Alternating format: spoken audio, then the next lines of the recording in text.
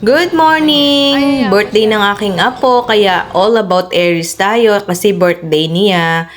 At dahil pinadalang kami ng lolo daddy ng pera pang celebrate niya, so naisip ko dalhin sila dun sa lugar na hindi pa nila napupuntahan. Simple pero alam ko magiging masaya ang aking apo.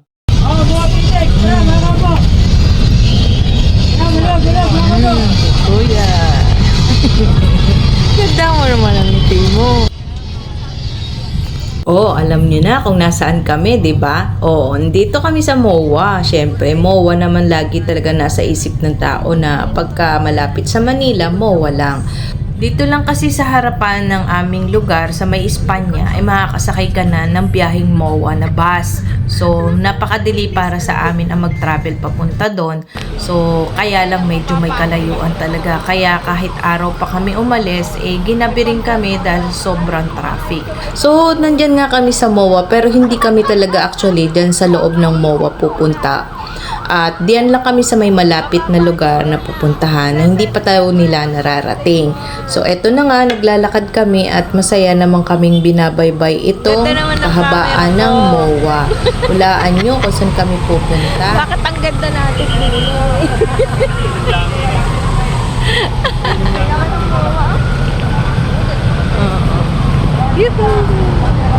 Picture tayo dito. Taon-taon naman ay nakakapunta rin mga batang ito sa Manila, lalo na kapag ang papa nila ay bagong dating.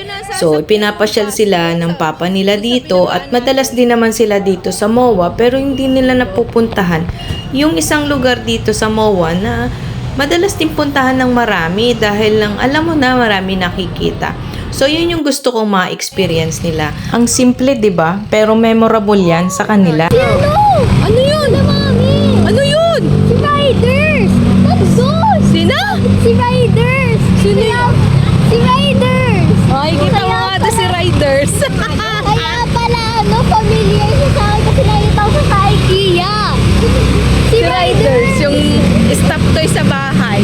Kitang-kita ko talaga yung excitement ng aking mga apo, lalo na si Aries, nung makita niya sa 3D board ng IKEA, yung minamahal na tuwing gabi nilang dalawa, yung pinag-aagawan nilang stuffed toys na ipinangalan ko sa name na Rider. Hindi ko lang maipakita dito kasi wala akong picture nun.